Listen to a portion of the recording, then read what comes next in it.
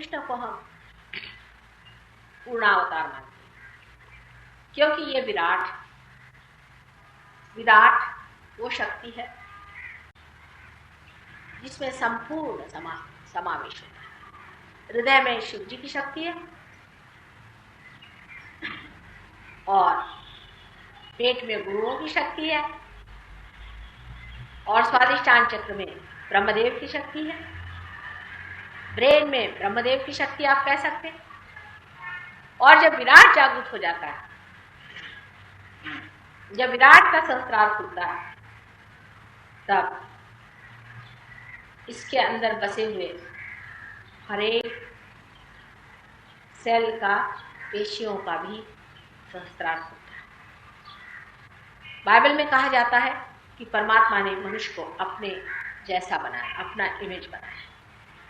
और ये बात सही है, जैसे विराट है वैसे ही संपूर्ण आप है। फर्क इतना ही है कि वो करता है और आप बनाए गए, इतना ही अंतर है।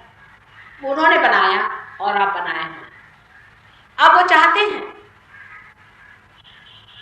कि आप उनसे परिचित करें, वो चाहते हैं, ये उनकी चाहत है, उनकी चाहत में आपको बनाया है। और आपको बनाने के बाद वो चाहते हैं कि आप उन्हें जानें, ये उनकी इच्छा है। और जब ये उनकी इच्छा है तो ये होकर रहेगा। उसकी भी उन्होंने पूरी व्यवस्था करके रखी है, अपने अंदर पूरा इंस्ट्रूमेंट बनाया है, पूरी चीज बनाई है, मैंने आपको बताई थी आज सवेरे। और आप सिर्फ इतना करने का है कि आपको उनसे संबंधित कर देना है। जैसे ही आप उनसे संबंधित हो जाते हैं, जैसे ही आपकी कुंडलिनी उठ के सहस्त्रार भेदन कर देती है, वैसे ही आप जानते हैं कि आप अकेले नहीं। जैसे कि आप लोग अनेक छोटे छोटे, ये उनकी इच्छा से ही ये सारी घटना घटित हुई है और उनकी इच्छा से ही आप उनको जानिए। इसीलिए जब मैं कहती हूँ कि ये चीज सहज है, एफर्टलेस, आप जब एफर्ट करते हैं तो आप उनकी इच्छा से हट जाते हैं। जब आप कोशिश करते हैं तब आप उनकी इच्छा से दूर हो जाते हैं। कोई सी भी इच्छा जब आप करते हैं तब भी आप उनकी इच्छा से दूर हटते हैं। सब कुछ इनकी इच्छा पे छोड़ दिया जाए, इसी को हम फेथ कहते हैं, इसी को हम विश्वास कहते हैं। अगर मनुष्य कर सके कि जो करता है सो तू ही कर, तू ही सब कुछ है, अगर मनुष्य ये कर सके तो कोई वजह नहीं कि वो सही रास्ते पर चले, क्योंकि वाकई में हाथ पकड़ के वो आपका चलाने वाला है। लेकिन आप उसको चाहे कि घसीट करके हमारे पास रखें और हम उस पर मेहनत करके उसको पकड़ रखें, सो नहीं हो सकता। उन्हें आपको पकड़ना होगा। आप अंतर समझ लीजिए। एक तरीका होता है कि आप जबरदस्ती उनको थामे रहिए और उनके तरफ दौड़िए और पकड़िए, वो आपसे छुटक जाए। लेकिन आप छोटे बच्चे जैसे कहे कि तुम्ही मेरा हाथ, हमारा हाथ धारो, तुम ही ना ये चालो, हमारा हाथ पकड़ के तुम ही चलो, हमारा हाथ आपके हाथ में है, आप जैसे ले चलिए, तब आदमी सही रास्ते पे रहता है और धर्म में रहता है। लेकिन जैसे ही मनुष्य प्रयत्नशील होता है तो गलत रास्ते पर पड़ता है, क्योंकि उसको आँख नहीं, उसकी आत्मा भी खुली नहीं, वो जानता नहीं कहाँ जाने का। जैसे छोटे बच्चे, जबकि उनकी आँख इतनी खुली नहीं होती, पूरी तरह से अपने माँ पे निर्भर रहते, वो उनका सब कुछ देखती है, उनका खाना पीना हर एक चीज वो देखती। बच्चा कब रो रहा है उसको सब मालूम है, बच्चा उसको बताया नहीं बताया उसको सब मालूम है, बच्चे की क्या तकलीफ है, फौरन वो समझ जाता, क्योंकि बच्चा अभी बिल्कुल अबोध और इनोसेंट। हम लोग अपने इनोसेंस को खो देते हैं जिस वक्त हम आप कार्यशील होते हैं, हम ये करेंगे, हम वो करेंगे, हम भगवान को पाएंगे, हम हिमालय पे जाएंगे और दुनिया भर के आस्ते। इसी सिलसिले में आदमी ने इतनी गलती कर दी, इतना विराट से हट गया है। समझिए हमारे शरीर में अगर ये नाक सोचे कि मैं कुछ करके दिखाऊं, भाई आप नाक है, बैठे रहिए नाक की जगह। वो कहे नहीं मैं कुछ करके दिखाऊं तो उसकी सूंड ही निकल आएगी। इसे आर्बिट्ररी आप कह सकते हैं। जब आदमी आर्बिट्ररी हो जाता है, जब आदमी अपने ही तरफ से सोचता है कि मैं ये करके दिखाऊंगा, मैं ये करके दिखाऊंगा, तो आर्बिट्ररी हो, ऑन माई ओन। और जो कैंसर की बीमारी होती है वो ऐसे ही सेल्स की वजह से होती है जो आर्बिट्ररी मैलिग्नेंसी आ जाती है। एक अगर सेल ये कहे कि मैं ही बढ़ता जाऊँ, मैं आगे जाऊँगा और मैं जाके देखूंगा, बस वो बढ़ना शुरू हो गया, वो मैलिग्नेंट सेल हो। उसकी बीमारी दूसरे को लगी, वो भी मैलिग्नेंट हो गया, तीसरे को लगी, वो भी मैलिग्नेंट हो गया।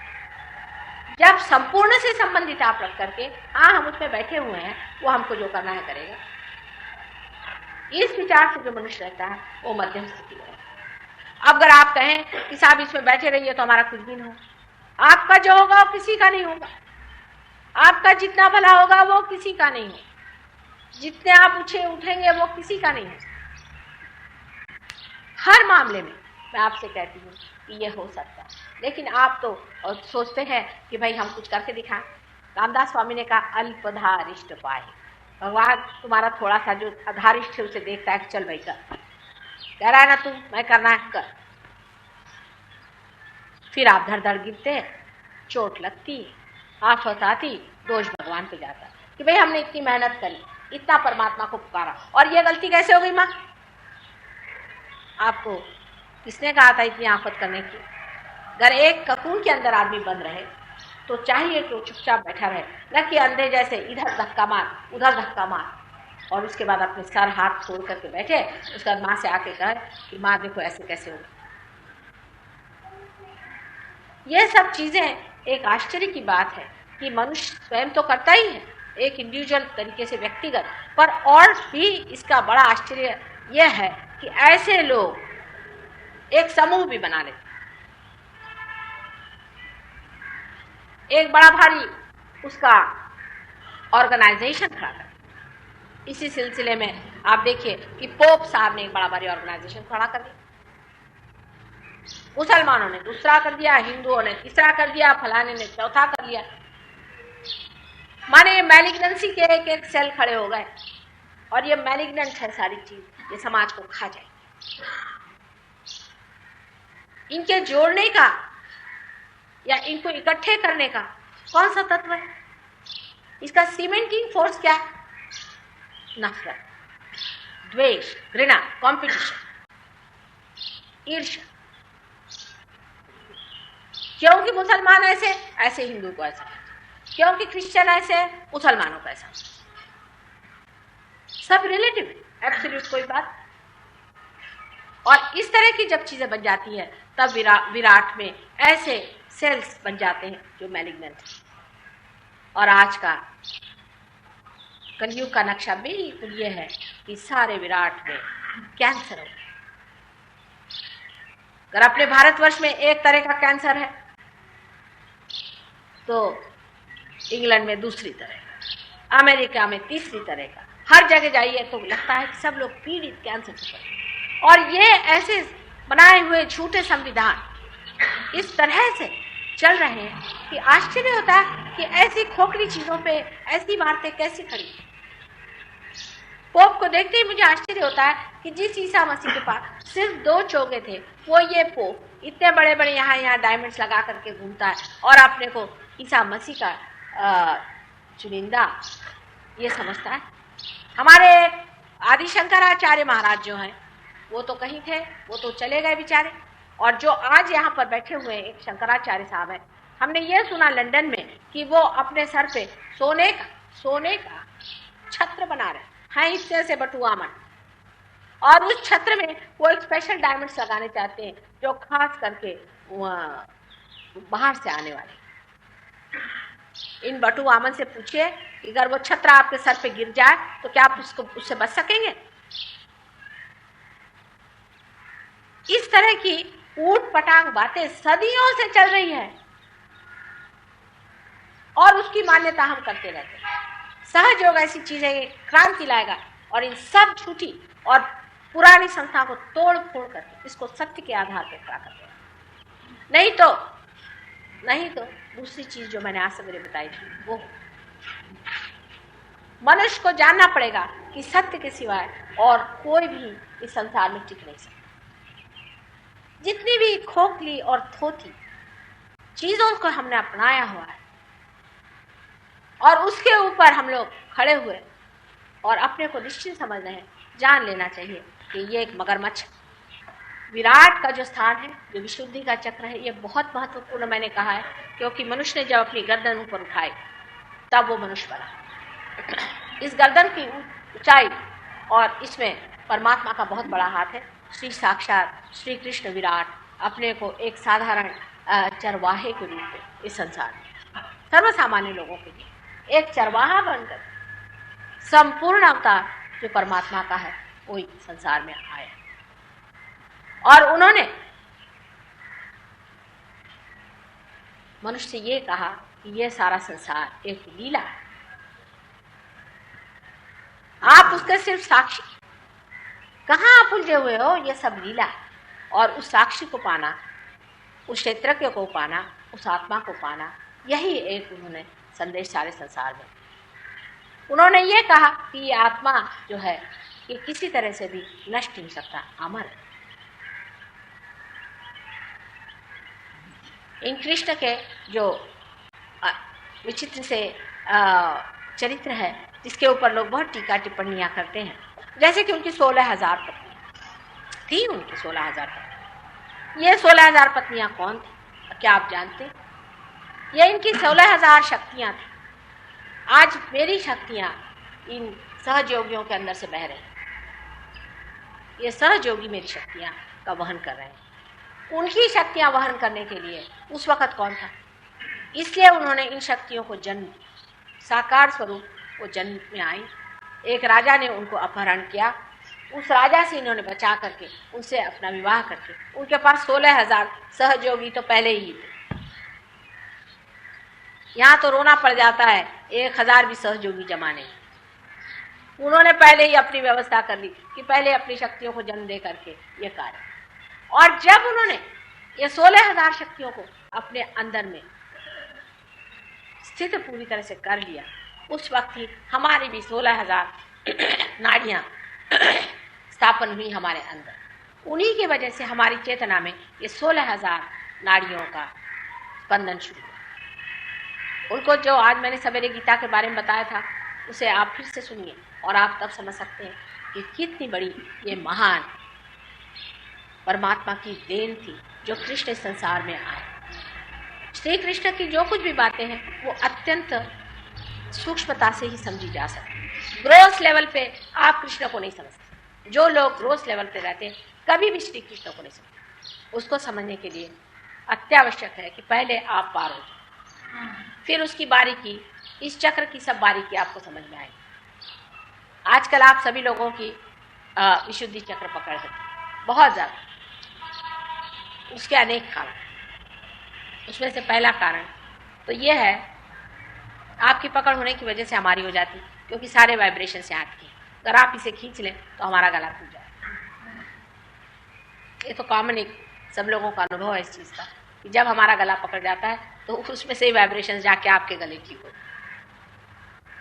इस विशुद्धि चक्र में कृष्ण का व्यास है और कुछ कुछ चीज़ें बिल्कुल व्यर्थ हैं विशुद्धि चक्र, उसे समझ लेना चाहिए। प्रथम तो जिसे कहते हैं तंबाकू। तंबाकू खाना पता नहीं मनुष्य ने कहाँ से पता लगाया। आदमी की खोपड़ी जो ढूंढ के निकाले सो का अपने को किस तरह से डिस्ट्रॉय करना चाहिए, इसमें आदमी से बढ़ के आपको दूसरा जानवर नहीं मिला। अब ये तंबाकू भगवान ने कोई खाने के लिए कभी नहीं बनाई थी। ये इंसेक्टिसाइड है, आप जानते हैं, कीड़े मारने की चीज। अब उठा करके बेवकूफ जैसे उसको खाना शुरू कर, उसे खाते हैं या उसे स्मोक करते हैं। इससे अपना जो विशुद्धि चक्र है खराब हो जाता है, इससे कैंसर हो जाता है विशुद्धि चक्र। आप जानते हैं कि विशुद्धि चक्र पे कैंसर हो जाता है, तो भी आप करते हैं। लिखा जाता है कि स्मोक करने से आपकी विशुद्धि चक्र खराब हो जाएगा, आपको कैंसर हो जाएगा, और आप जो भी करते हैं अपने रिस्क पे करें, तो भी लोग करते हैं। बताइए कि जब मालूम है कि इससे हम डिस्ट्रॉय होंगे तो आप क्यों करते हैं? क्योंकि ये जो सब चीजें हैं ये राक्षसी हैं, और जो राक्षसी चीजें होती हैं वो आप एक काबू कर लेते। यानी मनुष्य इतना बेवकूफ है किसी किसी मामले में कि अगर उससे हम कहें कि भाई शराब पीना गलत है और सिगरेट पीना गलत है, तो वो सोचता है कि हम तो उस पर रिस्ट्रिक्शन डाल रहे हैं, उसकी फ्रीडम हम खा रहे हैं। वो ये नहीं सोचता कि वो कितनी बड़ी गुलामी में फंसने वाला है। और जो बड़े गुरु और सब लोग बता गए हैं कि ये चीज ना करिए, तो वो क्या बेवकूफ थे? उन्होंने क्यों बताया? 1000 बार इस बात को बताया है कि कोई भी तरह का नशा करना गलत है। नशे का मतलब ही ये होता है कि आपकी अवेयरनेस, आपकी चेतना के ऊपर जबरदस्ती कोई चीज लाते। ये चीजें आपकी चेतना के विरोध में पड़ती है, इसलिए आपसे बताया गया है कि किसी भी प्रकार की नशा नहीं करनी। मोहम्मद साहब के जमाने में ये प्रॉब्लम ही नहीं था, लोग स्मोक नहीं करते थे, तब कुछ था ही नहीं, तब तक गधे इतने नहीं हुए थे लोग। ये तो बाद में हो तो नानक साहब ने आकर के बताया कि बाबा काहे को नशा कर,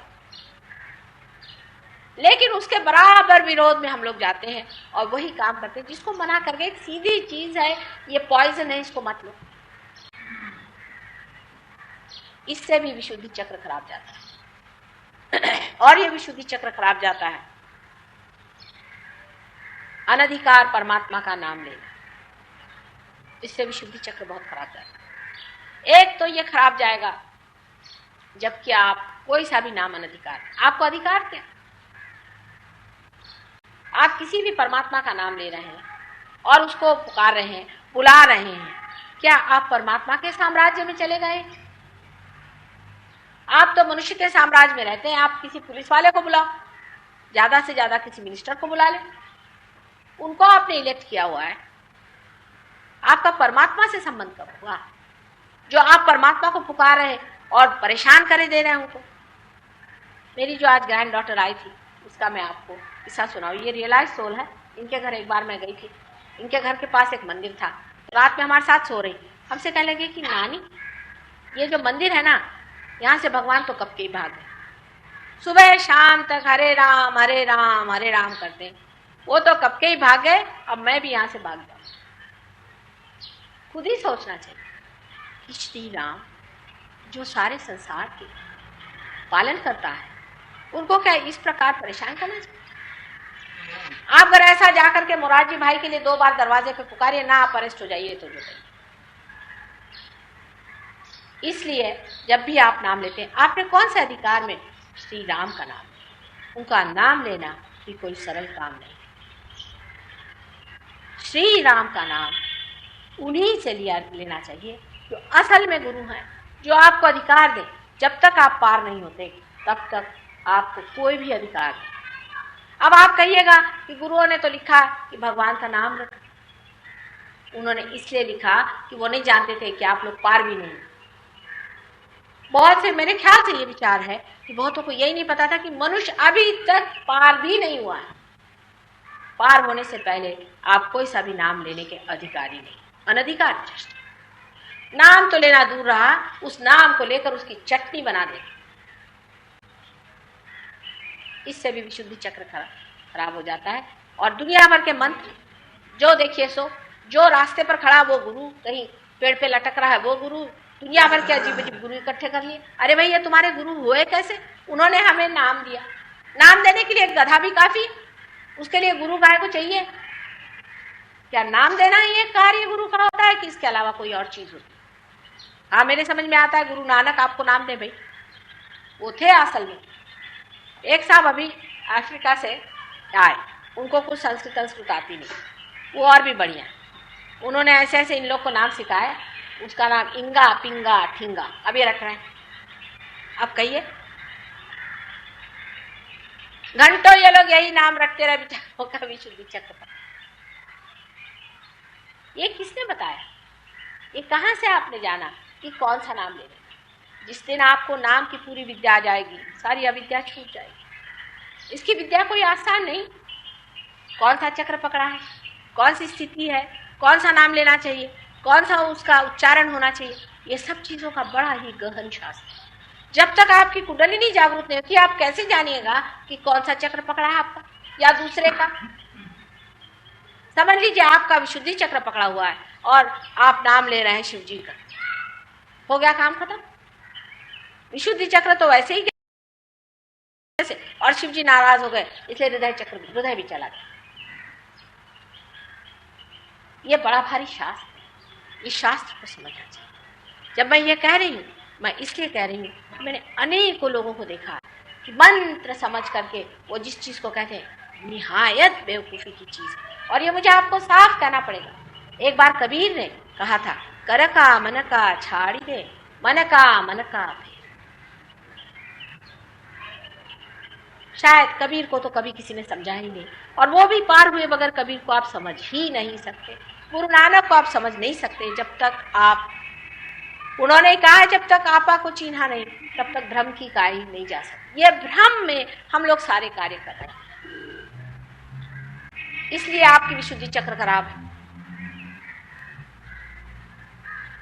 आप अगर किसी भी देवता का नाम ले रहे हैं तो पहले ये जान लीजिए कि एक तो आपका विशुद्धि चक्र खराब जाएगा और उस देवता का जहां राज्य है वो भी जगह खाली जाएगी। इसलिए लोग कहते हैं कि हम बीमार कैसे पड़ गए, हमें तकलीफ कैसी हो गई, क्योंकि दोनों भी चीज अनधिकार है। समझ लीजिए आप डॉक्टर नहीं है और आप जाकर के मेडिसिन ले करके और खाना शुरू कर दें और फिर कहें कि साहब हमने तो दवा ली थी और हम बीमार कैसे पड़ गए। आपने कौन सी दवा ली थी, आपने कहाँ डॉक्टर पास करी, आपने क्या समझा। इस मामले में तो लोग समझते हैं, पर धर्म के मामले में लोग सोचते चलो अपने जेब में धर्म है, जब चाहे तब धर्म पे किताब लिख डालो, जब चाहे तब कुंडलिनी के बारे में लिख दो, जब चाहे तब परमात्मा के बारे में लिख दो, जिसके बारे में चाहे बकवास लिखने में क्या जाता है। असलियत की तो कोई जरूरत है ही नहीं, असल में पाने की जरूरत है ही नहीं, जो कुछ है नकल में रहना। सहयोग बहुत बड़ी क्रांति है। आपने कबीर को नहीं माना, उनको भी अब रटते ही बैठते हैं ना, सिर्फ सुबह से शाम तक कबीर को रटने से और लोग करते। लेकिन वो दिन आ गया है कि अब कबीर जो है उनकी कही हुई बात आपके सामने खड़ी हुई। ज़ेन की जो बड़ी भारी फिलॉसफी, उसको ये जापानीज गधे कभी समझ सकेंगे।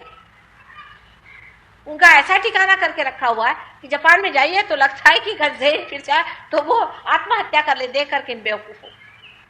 उसका भी इन लोगों ने इतना आर्टिफिशियल सारा मामला बना रखा कि देख देख के हैरानी। सारे जितने बड़े बड़े हो गए, पीर हो गए, जो पहुंचे हुए लोग हो गए, उनकी यही दुर्गति। जब तक वो जीवित रहे उनकी ताड़ना करी, और जब वो मर गए तो इस तरह के उनके तमाशे और इस तरह के उनके चीजें खड़ी कर। इसे क्या कहना चाहिए। आप जानते हैं यहाँ दिल्ली में ही बहुत बड़े पीर हो गए, निजामुद्दीन साहब बहुत बड़े पीर हो गए। पीर को जात पात कुछ नहीं, और उनकी क्या हालत कर दी। और जब वो मर गए तो अब उनके बारे में लोग जिस तरह की एक चीज खड़ी कर दें, पता नहीं, जो भी चाहे उनका मन खड़ी कर सकते, जो भी चाहे उनके लिए बकवास बना सकते, क्योंकि अब तो वो मर गए। ये सारा विशुद्धि चक्र का जो फेर है, इसको समझना चाहिए। विशुद्धि चक्र में जब तक आप सत्य के ऊपर सब चीज नहीं बैठाएंगे तब तक आपकी विशुद्धि नहीं चलेगी। एक साहब थे, उनसे मैंने उस सहयोग में काफी दिलचस्पी लेते थे, पार भी हो गए, लेकिन उनसे तंबाकू नहीं छूटी। हालांकि बड़ी आश्चर्य की बात है, अधिकतर यहाँ जितने भी लोग बैठे हैं विदेश के, ये बहुत बड़े पीने वाले, हर तरह की चीज, असली पियक्कड़ जिसे कहते हैं, कि आपका इनका मुकाबला नहीं हो सकता। कुछ लोग तो मेरे पास आए थे तो बिल्कुल बेहोश हालत। इन लोग में से कुछ हिंदी भी समझ रहे हैं, वो भी जानते हैं मैं क्या कह रही। और इन लोगों ने जैसे ही पा लिया अपनी आत्मा को तो छूट गई सब चीज, क्योंकि जब अमृत मिलने लग गया तब कोई ऐसी चीज थोड़ी ना लेने वाला, अपने आप छूट जाता है। कुछ लेक्चर देने की जरूरत नहीं है, आपको छुड़वाने की जरूरत है। पर एक साहब थे, उन्होंने नहीं छोड़ा, चोरी छिपे खाते रहते थे बेचारे। एक दिन आए, कहले माँ मेरी समझ नहीं आता क्या हो गया। मैंने कहा क्यों। जब भी ध्यान में बैठता मेरा मुंह हनुमान जी जैसे। हनुमान जी जो है बड़े मजाकिया, सबसे मजाकिया देवता ही है। इनके तौर तरीके इतने मजेदार है, कुछ पूछे, नचा के रख देते। मैंने कहा अच्छा। कहले बस मुझे अब लग रहा है मैं हनुमान जी हो रहा, अब मेरा हाल ठीक करो, ये सहयोग में मेरा क्या हाल है। मैंने कहा बेटे तुम थोड़ी तंबाकू तो खाते हो ना। तो एकदम चमक गया, कहला आपको कैसे पता। हमने कहा इसीलिए हनुमान जी जो तुमको दिखाई दे रहे हैं वो हम समझ, ये उनके चक्कर है। और अब आप कान पकड़िए हमारे सामने और अभी हमें वचन दीजिए, आपका सब कुछ छूट जाए, अपने आप छूट जाए। लेकिन इतनी श्रद्धा रखनी चाहिए कि हम जब जागरूक हो गए तब अंधकार हमारे अंदर कैसे रह सकता। इस विशुद्धि चक्र की महिमा कितनी वर्णन करें सो कम है, क्योंकि इसी चक्र के बूते पर मैंने कहा आपकी गर्दन उठी। अब ये जो सर है, ये किसी के आगे भी झुकाना बड़ी गलत बात है। सिर्फ एक परमात्मा और उसके बंदे के सिवा और किसी के आगे भी ये सर नहीं झुकाना चाहिए। लेकिन हमारा सर जो है हर जगह झुकता है। कल वोट मांगना है तो सबके पास जाएंगे, सर झुकाएंगे, सीधे हर जगह होते रहेंगे, गलत जगह। इतना ही नहीं, गलत गुरुओं के सामने हम लोगों ने अपने सर झुकाए, और जिन्होंने ये सर ऐसे झुका लिए उनके लिए बड़ा मुश्किल है पार। फिर मैं अगर कहती हूँ बेटे तुम्हारे गुरु गलत थे, तो बहुत लोग नाराज हो जाते हैं। नाराज होने की कोई बात नहीं, मेरा कोई लेना देना बना हो, मैं तो तुम्हारी भलाई की बात कर रही हूँ। अगर तुम्हारे गुरु ठीक है तो हमारे सर आपको को, अगर ठीक नहीं है तो हमारे लिए हम क्या, हमें तो कहना ही है जो सही बात है। एक माँ को कहना है, अपने बच्चों से पूरी बात बतानी ही पड़े, वो क्या छुपाएगी। फर्क इतना ही है कि कबीर वगैरह ने तो डंडे ले लेकर के बात की थी, मैं जरा प्यार से कर। माँ है ना, माँ को इसकी अकल ज्यादा होती कि कैस्टर ऑयल भी देना हो तो चॉकलेट में देना पड़ता, और इसलिए काम बन रहा है और लोग इसको कर रहे हैं। जो गलत चीज है वो गलत चीज है, क्योंकि मनुष्य को अगर परमात्मा को पाना है और यही उसका लक्ष्य है, और इसी से उसकी उत्क्रांति होने वाली है, और यही उसके सारे जीवन का अर्थ है, तो बाकी सब चीज व्यर्थ, और उसका कोई भी महत्व मनुष्य के जीवन के आगे नहीं। अपने जीवन का जब आप महात्म्य समझेंगे, जब आप समझेंगे कि आप उस महान सागर विराट के एक बड़े भारी अंश हैं, जब आप अपनी महत्ता और अपने गौरव को पहचानेंगे, जब आप अपनी इज्जत करेंगे, तब खुद कुंडलिनी उठ करके आपको सलाम करेगी, और आपको आश्चर्य होगा कि एक क्षण में आप पार हो सकते। लेकिन आपने अपनी इज्जत नहीं की, आपने अपने को माना नहीं, आपने गलत जगह अपने को झुकाया हुआ है। एक परमात्मा और उसके परम तत्व के सिवा अपने को कहीं भी झुकाने की जरूरत नहीं। अब विशुद्धि चक्र के बाद हम आज्ञा चक्र की बात करेंगे। आज्ञा चक्र जो है ये बराबर ऑप्टिक थैलेमस के बीच में जहां पे क्रॉसिंग होता है, जहां ऑप्टिक नर्व्स क्रॉस करती हैं, उस बहुत ही सूक्ष्म, अति सूक्ष्म, इसी को लोग कहते हैं कि तीसरी आंख खुल गई। अब ये जो तीसरी आंख खोलते हैं, इनको ये नहीं पता कि एक भूत की आंख लिए बैठे हुए। इस आज्ञा चक्र के पास ईगो और सुपर ईगो जैसे दिखाया हुआ, दोनों भी उसी के साथ में घूमते हैं। बहुतों को इस चक्र के बिगड़ने से कभी लाइट, कभी कुछ विजन, कभी कुछ दिखाई देता। लोग सोचते हैं वाह वाह वाह हमारे ऊपर ग्रेस आता। ऐसे लोगों का जीवन कोई विशेष नहीं होता, जीवन अत्यंत घृणित गंदे तरीके से रहते हैं, और कहते भाई हमको विजन हो रहा, हमने परमात्मा को देख लिया, हमने ये देख लिया, हमने वो देख लिया। आपसे मैंने पहले बताया था कि हमारे राइट साइड में सारी सुप्रा कॉन्शियस और कलेक्टिव सुप्रा कॉन्शियस एरिया है, और हमारे लेफ्ट साइड में पूरी कलेक्टिव सब कॉन्शियस एरिया। तो इस चक्र के प्रभाव में अगर आप न रहें और इसे जरा भी हट जाए, तो फौरन आपका चित्त इधर या उधर जा सकता। जैसे ही आप इस तरफ में चलेंगे, वैसे ही आपको 5 एलिमेंट्स में से कोई सी भी चीज दिखाई देगी। अब आपको मालूम होगा LSD नाम का एक ड्रग है, LSD, ये विचित्र तरह का ड्रग है। ये आपको सबकॉन्शियस में नहीं ले जाता, ये सुप्रा कॉन्शियस में ले जाता है। और इस ड्रग को पीने से आपको इस तरह के कुछ करिश्मे दिखाई देने लगते हैं कि आश्चर्य में हो जाते हैं कि ये कौन सी दुनिया में आ गए। अब ये जो मूवमेंट है, इसकी ये हालत है कि लोग जब मेरे प्रोग्राम में आते हैं, अगर वो LSD लेने वाले, तो उनको मैं दिखाई नहीं देती, सनलाइट ही दिखाई देती, क्योंकि मेरा फ्यूचर जो है वो उनको दिखाई देता। किसी को तो सिर्फ हवा ही दिखाई देती, किसी को सिर्फ सूरज ही दिखाई देते, मैं दिखाई नहीं। यहाँ तक कि ट्रेन में चलते वक्त मैं देखती हूँ, क्योंकि वहां बहुत लोग LSD लेते हैं, सडनली कोई आदमी एकदम खड़ा हो जाता है, मुझे देखते रह जाता, अभी भूत हो। जो सबकॉन्शियस में होंगे वो पहले लाइन हमारे देखते कि ये फलानी थी, ये दिमाग की थी, ये थी। दोनों ही चीज गलत। जो आज है, प्रेजेंट है, वही महत्वपूर्ण, इसी को देखना चाहिए। अगर आप और कोई चीज देखते हैं तो ये गलत है, आप बाहर, आप बीच में नहीं। जब आप बाहर होते हैं तभी ये देखते हैं, जब आप अंदर होते हैं तब कुछ भी नहीं देखते। लेकिन ये आप देखते जो है बाहर, या आपको कोई बाहर ले जाता है, आप नहीं जाते। इसलिए संभल के रहना चाहिए। इसको ग्रेस नहीं कहना चाहिए, इसको किसी तरह से डिवाइन चीज नहीं कहनी चाहिए, पर ये मूवमेंट है अपने ही चित्त का अति पे जाने से ये होता है। बहुत से लोग हैं उनके हाथ में से कुंकू निकलता है, किसी के हाथ में से रुपया निकलता है, किसी के एकदम से घर में गणेश जी आ जाते हैं। एक लंदन इसमें बम्बई में एक साहब है, नाम मुझे याद नहीं आ रहा, उनके यहाँ मूर्तियां आ जाती हैं और उसमें हीरे भी लगे। तो मुझसे कहले क्या करें, मैंने इसको विसर्जित करो। कहले क्यों? मैंने कहा ये सारी मूर्तियां कोई लोगों के अतृप्त लोगों की हैं, जिन्होंने इनको पूजा और उनको कुछ नहीं मिला। अब सोच रहे हैं कि ये मूर्तियां निगलेक्टेड हैं फैमिलीज में, तो वही ला के डालते हैं। ये तो काम सारा जिसे कहना चाहिए ना भानुमति का पिटारा है। ये चीज उठा के अगर हम यहाँ रख दें और आपने हमारा हाथ नहीं देखा तो आप सोचते हैं कि वाह वाह वाह ये भगवान ने काम। क्या भगवान को और कोई काम नहीं? क्या आपको हीरे जवाहरात और ये फालतू की चीजें बांटते रहे, ये पत्थर आपके पास सामने बिखेरते रहे और उनको कोई अकल नहीं है कि ऐसी रद्दी चीजें आपके सामने फेंकते रहे जिसका कोई भी मतलब परम से नहीं होता?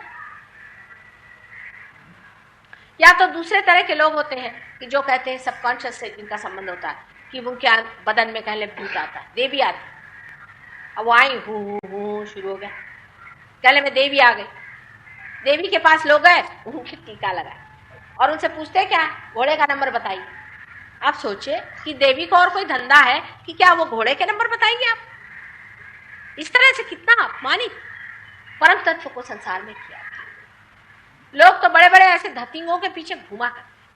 हमने देखा है वहां हमारे नागपुर के पास एक साहब है, उनका नाम है गुलाब बाबा। वो महाशय हमारे शिपिंग कॉर्पोरेशन में एक पर्सन, उनके पिताजी बड़े शरीफ आदमी थे, वो कुछ काम धाम नहीं करते थे तो उनको पर्सन बना दिया। पर्सन बनाने के बाद में वो जब लौट के वहां से आए तो उन्होंने फिर से अपने धंधे शुरू कर दिए। इसी बीच उनके पिताजी की मृत्यु। उन्होंने जाके अपने माँ के जेवर बेचे, बीबी के जेवर बेचे, घर बेच दिया, सब बेच बाच करके गायब। उनकी अम्मा आई हमसे कहने लगी कि माता जी बताइए वो क्या जीवित है? मैंने कहा जीवित तो खूब है, वो दुष्ट कहाँ मरने वाला है। तो कहने लगे फिर क्या करें, सब चला गया, अब हम कहाँ जाए? हमने कभी देखो कुछ हो सकता है तो करें, तो जगह वगैरह बना ले तुम्हारे लिए। उसके बाद 1 साल बाद आए, कहने लगे कि भाई उन्होंने बहुत सारा रुपया हमको भेज दिया और हमने घर वर फिर से वापस ले लिया है और हम अब आराम से हैं, लेकिन मुझे शंका होती कि लड़का है तो कहाँ है, क्योंकि इसको तो कमाने की अकल नहीं थी। तो मैंने कहा पता करो। उसके दूसरे साल जब हम यहाँ आए तो उन्होंने बताया कि माँ मैंने तो उसके सारे पैसे का तो भैया वापस ले ले, क्योंकि वो तो कुछ नथिंग करा। मैंने कहा क्यों? कल आजकल गुलाब बाबा बन के नागपुर के पास घूम। मैंने कहा अच्छा। उनके नाम है असल में छोटू निम्बाल। और आपको आश्चर्य होगा कि बिरला जी के घर की मोटरें भी उनके यहाँ जाती, यही छोटू निम्बाल करके। ऐसे बेवकूफ लोग दुनिया में हैं जिसकी कोई हद नहीं। और मैंने उनसे फिर खबर भेजी कि वो उसको बोला कि मैं आ रही हूँ नागपुर तुम्हारे गुलाब बाबा को। तो 1 महीना वहां से गायब रहे, पता नहीं कहाँ गायब रहे, कोई एक अक्षर भी इसमें झूठ नहीं। और जब लोगों ने जाके बताया कि वो माता जी निर्मला देवी भी आने वाली, 1 महीना वो नागपुर से गायब। और उनके बड़े बड़े लोग, सारे बड़े बड़े लोगों की मोटरें, गाड़ियां सब जा रहे हैं, फल जा रहे हैं, चांदी के बर्तन जा रहे हैं, ये जा रहे हैं, वो। ये सारे भूतों के प्रकार है, ये हिप्नोसिस है। ये हिप्नोसिस आप पे करके आपको खूब अच्छे से आपका माल टाल और आपकी बीवी बच्चे सबको ठिकाने लगा। ये चीज सब आज्ञा चक्र से हो सकता है। बहुत से लोग आज्ञा चक्र को घुमा देते। एक सब और है, वो रक्त बीज का अवतरण है। रक्त बीज है साक्षात, वो आपके आज्ञा को घुमा देते। आज्ञा पे उंगली डाल दी, कहने लगे कि डिवाइन लाइट आ गई। आपने सोचा बस स्पार्क आ गया, क्या कहने। बाद में वो स्मगलिंग में पकड़े गए, दुनिया भर के धंधे, और आजकल उनके फोटो छप रहे, कोई यांकी बन के घूम रहा है। ये रक्त बीज, क्योंकि उसके जितने भी शिष्य मेरे पास आए सबको ल्यूकेमिया की बीमारी, ये इसकी पहचान। आप सोचे कि चक्र को घुमा करके उसके अंदर में ऐसा डेविल डाल दिया कि आप ल्यूकेमिया के शिष्य, ल्यूकेमिया के वो हो। अब इसका चक्कर मैं आपसे बता नहीं सकती कि ये सब होने पर भी, उनके बारे में पेपर में छपने के बाद में भी सब दूर हो गया, तो भी उनके हजारों शिष्य आ जाए। क्या मनुष्य का दिमाग है मेरी समझ में। एक से एक महादुष्ट लोग इनके बारे में सब कुछ छापा गया, सब कुछ बताया गया, लेकिन तो भी लोग उन्हीं के पीछे में जाते। फिर ऐसे लोगों के लिए क्या कहना चाहिए? इस आज्ञा चक्र की पकड़ तभी हो जाती जब हम गलत आदमी के सामने अपना सर झुकाते। किसी को भी अपना आज्ञा चक्र आपको छूने नहीं देना चाहिए जब तक आपको कोई अनुभव ना आ जाए सामूहिक चेतना। ये सामूहिक चेतना जब आपके अंदर जागृत हो जाती है, जब आपके अंदर ये चेतना आ जाती है, तब आप महसूस कर सकते हैं, आप दूसरों को महसूस कर सकते हैं, उनके चक्र महसूस कर सकते हैं, अपने चक्र महसूस कर सकते हैं और उनको आप ठीक कर सकते हैं। बैठिए, जाना है।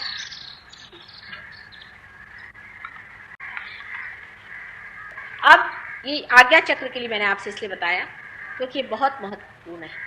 इस आज्ञा पे हम सिंदूर लगा लेते हैं। सिंदूर क्यों लगाते हैं? पंजाब में आजकल औरतें सिंदूर ही नहीं लगाती, पता नहीं ऐसा रिवाज क्यों बना लिया और कब से बना लिया ये भी मेरे समझ में। सिंदूर से क्या होता है? क्योंकि औरतें मन से जरा कमजोर होती हैं। सिंदूर लगाने से आपको मालूम है रेड लाइट जो होती है इससे बहुत बचत हो जाती है। जो लोग कोई देखते हैं इस रेड लाइट को, जो कि इनको कि मैं कहती हूँ स्पिरिट्स वगैरह होते हैं, वो घबराते हैं। वो जानते हैं कि ये माँ का मार्ग है और ये चीज संरक्षित है। बाइबल में तक इसका जिक्र है कि जिनके जो लोग चोजन होंगे उनके माथे पे मार्क, इससे वो जाने जाए। इतना जरूरी है सर पे ये मार्क लगाना औरतों के लिए कि इसी से उनकी रक्षा होती है सैटानिक फोर्स। कोई बाइबल में ऐसा लिखा नहीं है कि आप मत लगाइए, उल्टे लिखा है कि यह पहचान है उन लोगों की जो चोजन लोग। अब आपको आश्चर्य होगा कि ये जो चक्र है, इस चक्र पे साक्षात क्राइस्ट विराजते। क्राइस्ट दूसरे तीसरे कोई नहीं, ये श्री गणेश के ही अवतार है। इनको किस तरह से बनाया गया था, इसको अगर आप कभी भी देवी भागवत पढ़ें मार्कंडेय जी का तो आपको पता होगा। ये महाविष्णु के स्वरूप में पहले बनाए गए, फिर इनका डिस्क्रिप्शन दिया गया, वर्णन दिया गया, उसमें बताया गया कि किस तरह सारे संसार के आधार हैं और किस तरह से कृष्ण ने, जो कि इनके पिता, कृष्ण ही क्राइस्ट के पिता है, इसीलिए इनको क्रिस्ट कहते हैं क्योंकि ये कृष्ण के जैसे कहते हैं सरनेम की तरह से। और यशोदा जी का नाम, अपने यहाँ यशोदा जी को येसु भी कहते हैं, इसलिए इनका नाम येसु। इस प्रकार राधा जी ने स्वयं रखा था और राधा जी ही इनकी माँ। अब झगड़ा किस बात का? क्योंकि कृष्ण ने कहा था कि ये जो प्रणव है, ये जो शक्ति है, ये कभी भी नष्ट नहीं होती, इसलिए उन्होंने इस संसार में अवतरण किया था और इस अवतरण में उन्होंने ये दिखा दिया उनके पुनरुत्थान में कि जब ये प्रणव साक्षात जन्म लेता है तो ये नष्ट नहीं। बाकी जितनी भी बड़ी बड़ी हस्तियां अवतरण यहाँ आए हैं, उन्होंने शरीर धर्म धारण किया था सिवाय इनके, क्योंकि ये साक्षात प्रणव, गणेश साक्षात प्रणव, ओम खुद, जब वो अवतार लेंगे तो वो नष्ट नहीं हो सकते दिखाने के लिए। इसलिए इन्होंने संसार में जन्म लिया था और बड़ी थोड़ी समय के लिए इस संसार में रहकर वो इस संसार से चले। अब ये क्राइस्ट है या नहीं और ये प्रणव है या नहीं, ये श्री गणेश है या नहीं, इसकी पहचान क्या? क्योंकि हम कह रहे हैं इसलिए आप हमारा विश्वास करें। जैसे आपकी कुंडलिनी जागृत हो जाए और आप देखेंगे जब आप दूसरे की कुंडलिनी जागृत करते हैं और अगर यहाँ आकर चक्र रुक जाए तो आप ईसा मसीह ने सिखाई हुई जो लॉर्ड्स प्रेयर है वो कहे, फौरन यही मंत्र यहाँ काम करेगा और कोई नहीं चलेगा। जिस प्रकार मैंने आपसे कहा कि सारे गुरु अपने नाभि चक्र के आसपास गुरु स्थान में बैठे हुए हैं, उनका नाम लिए बगैर ये कुंडलिनी नाभि स्थान से ऊपर उठ करके नहीं छेदती है। उसी प्रकार जब कुंडलिनी आके यहाँ रुक जाती, उन्हीं का नाम लेना। अब जो मैंने गांधी जी की बात कही थी उसका आपको सिलसिला बनेगा कि किस तरह से धीरे धीरे उन्होंने भी यही बात की। अब और दो यहाँ माथे पर बहुत बड़े अवतरण हैं, एक तो बुद्ध, दूसरे महावीर। अब ये एक विशेष तरह के अवतरण बनाए मनुष्य के गाइडेंस के लिए, एक बहुत ही विशेष तरह। ये दोनों भी लव और कुश, लव और कुश, इन्होंने जन्म संसार में बुद्ध और महावीर के नाम से किया। दोनों की माता एक ही, और दोनों ही संसार में कंटेम्पररी माने जाते हैं, समकालीन। ये दोनों का जन्म लव और कुश का जब नाभि चक्र के पास चंद्र और सूर्य नाड़ी के साथ हुआ।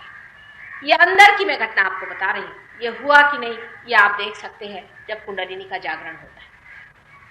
चंद्र नाड़ी और सूर्य नाड़ी पर इनका अलग अलग जन्म हुआ है।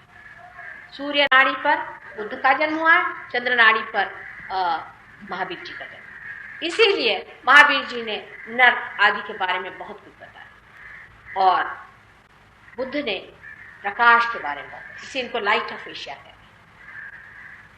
ये दोनों ही नाड़ियां हमारे अंदर ऊपर चढ़ती हैं और जाकर के एक इधर और एक इधर खत्म हो जाती है।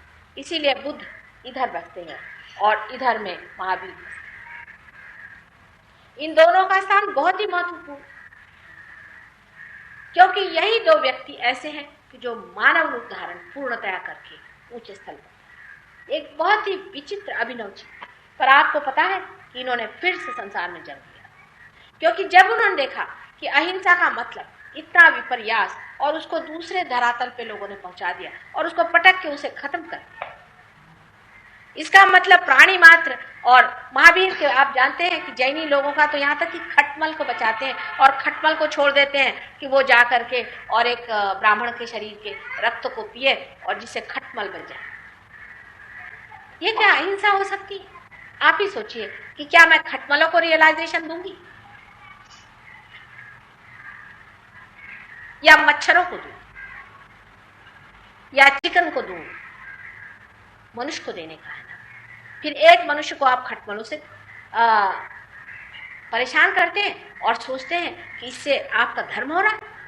इस तरह की विक्षिप्त और विकृत कल्पनाएं समाज में फैल गई। बुद्ध के लिए भी एक ज़ेन को छोड़ करके जो विदितामा थे उनकी बात छोड़ दीजिए, हालांकि उनको तो निकाल ही दिया हिंदुस्तान से। बाकी जितने भी बुद्धिस्ट हैं उन्होंने क्या हालत करी, जा करके बाहर आप देखिए कि उनके दांत से लेकर हर एक चीज को पूजने लगे। बुद्ध ने तो यहाँ तक अनिश्वरवाद की स्थापना करी कि ईश्वर के बात करते ही साथ लोग इस तरह के झमेले में फंस जाते। उनका अनिश्वरवाद भी ठीक है, अगर आप रियलाइज हो जाए आज यहाँ और हमें आपको न बताएं कि परमात्मा है, आप भी अनिश्वरवाद की बात करें, आप भी सिर्फ आत्म परीक्षा की बात करेंगे, आत्मज्ञान की बात करेंगे, क्योंकि आत्मज्ञान की बात करने के बाद ही परमेश्वर के ज्ञान की बात करनी चाहिए। इस बात को समझ के ही उन्होंने सिर्फ अनिश्वरवाद कहा था, क्योंकि उससे पहले अगर ईश्वर की बात करो तो आप राक्षस को भी पूछते हैं और उसको ईश्वर मानते। You may worship a mammon and call it Ishwar, इसलिए उन्हें अनिश्वरवाद की बात पहले करी कि मनुष्य जिस लेवल पे है बड़ी यथार्थ है सारी चीज, बड़ी यथार्थ में कि उन्होंने अनिश्वरवाद इसलिए कहा कि जब भी मनुष्य आत्मा की परीक्षा के बगैर, आत्मा को जाने बगैर किसी भी ऐसी चीज को पूछता है तो वो जरूरी है कि गलत रास्ते पे जाकर और गलत चीज को पूछता है। उसके अनिश्वरवाद में बड़ी ठोस, बहुत ही ठोस एक सुझाव, एक समझौता, एक बड़ी सूझबूझ है कि वो समझ गए इंसान किस लेवल पे। उन्होंने ईश्वर की बात की ही नहीं, वो तो बाद में होगी, पहले सेल्फ को रियलाइज। ये बहुत बड़ी बात है, क्योंकि इस तरह की बात कहने में एक तो ये हो सकता था कि लोग इनको कहते कि अरे ये तो ईश्वर में विश्वास नहीं करते, हटाओ फेंको इस आदमी। ये बहुत बड़ी एक संभावना थी। लेकिन जब उन्होंने अपने शिष्यों को देखा इस तरह की गधापंथी करते हुए, तब फिर उन्होंने जन्म लिया। आपको आश्चर्य होगा, और वो कहाँ लिया था? क्या आप जानते हैं? क्या आप बता सकते हैं? हसन और हुसैन जो दोनों करबला में मारे गए थे, ये दूसरे तीसरे कोई नहीं थे, और हमारे ही महावीर और बुद्ध। लेकिन ये कहे तो कौन कहे और समझाए तो कौन समझाए। ये आज हमारे ऊपर बोझ आ गया कि हमें आप ये बात बता रहे हैं। इसलिए बता रहे हैं कि जब आप कुंडलिनी को जागरूक करते हैं, उस वक्त आपके जब ईगो और सुपर ईगो पकड़ लेते हैं, तब आपको बुद्ध का और महावीर का नाम लेना पड़ता है। ये एकादश रुद्र में के 2 रुद्र हैं, बहुत बड़े रुद्र हैं, और जब आखिरी संहार होएगा तो ये बहुत कार्यान्वित है। इन दोनों के बारे में तब आप जानिएगा जब आप देखेंगे आपका ईगो और सुपर ईगो नहीं छूटता। तो अगर आप हिंदू हैं तो आपको हसन और हुसैन का नाम लेना पड़ेगा, और अगर आप मुसलमान हैं तो आपको बुद्ध और महावीर का नाम लेना। उसके बगैर ये दोनों घुट्टे नहीं छू, या ऐसे जमे रहते हैं, कुछ नहीं। विशेषकर ईगो जो है वो तो ऐसा बड़ा घुट्टा निकला रहता लोगों यहाँ।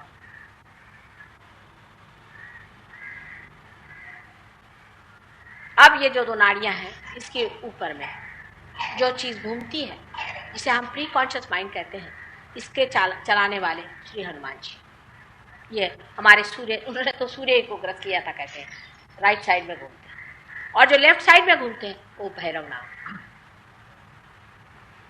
यही बाइबल में इनको सेंट गैब्रियल और सेंट माइकल कहा जाता है। इनमें कोई अंतर नहीं, इनकी एकतांता, इनकी जो समरसता मैं कह रही हूँ वो आप सहयोग में ही समझ सकते हैं। जो जो मैं बात करी उसकी सिद्धता मैं आपको दे सकती हूँ। इसके बाद अब सहस्त्रार की बात आई। सहस्त्रार ये 1000 पंखुड़ियां का बना हुआ, अपने सर में लिम्बिक एरिया का चारों तरफ। अब डॉक्टरों का झगड़ा क्या कि 992 नाड़ियां वो है, नर्व्स। अब इन्होंने अगर 8 गिनी नहीं, उसके लिए कोई झगड़ा कर नहीं पाता। जब ये नाड़ियां जागरूक हो जाती हैं तो जिस तरह से एक बाती जल उठती है तो उसमें किस तरह की फ्लेम दिखाई देती है, इसी प्रकार ये बहुत ही शार्प जलने वाली ज्योतियां दिखाई देती, अनेक विविध रंगों से बनी हुई, अत्यंत सुंदर से लपकती हुई दिखाई देती। और ये लपकती हुई ज्योतियों के अंदर में आपको पीत वर्ण का बीच में ऐसा गाभा दिखाई देता है, जो कि हमारे लिम्बिक एरिया का गाभा है। क्या कह रहे? थक गए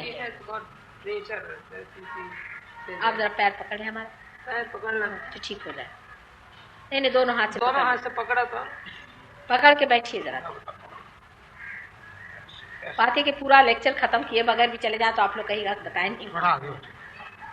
और इसके बाद अब जो सहस्त्रार है उसका मैंने आपसे वर्णन किया है। ये लिम्बिक एरिया, इसके अंदर से जब कुंडलिनी ऊपर की ओर आती तभी मोक्ष होता है, तभी आपका छेदन होता है, और यही होना कुंडलिनी का उत्थान है।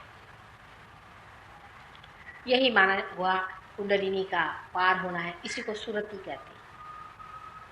ये जब घटित होता है तभी आप उस स्थिति को प्राप्त होते हैं जिसे हम सामूहिक चेतना में अवतरण कहते हैं। और लिम्बिक एरिया यही परमात्मा का साम्राज्य हमारे अंदर है। जब ये प्रकट होता है तभी मनुष्य को बोध होता है, न कि उसे सिर्फ लेक्चर या ज्ञान होता है। बोध तभी घटित होता है, और ये अति सूक्ष्म चीज़ है, ये घटित होनी चाहिए। इसकी जो देवता है वो आदिशक्ति, स्वयं साक्षात आदिशक्ति है, और इसकी जो शक्ति है वो आदिशक्ति है, और इसके जो दैवत है वो कलकी है, जो निष्कलंक, जिनको निष्कलंक अवतार मानते हैं वो है। उनका अभी अवतरण नहीं हुआ, उससे पहले की ये तैयारियां आज हो रही। जब ये तैयारियां पूरी हो जाएगी तभी उनका अवतरण होगा। इस प्रकार मैंने आपको पूरे सारे चक्रों के बारे में जितना भी विशद रूप से बता सकती थी उतना बताया है, और आशा है आप लोग तृप्त होंगे।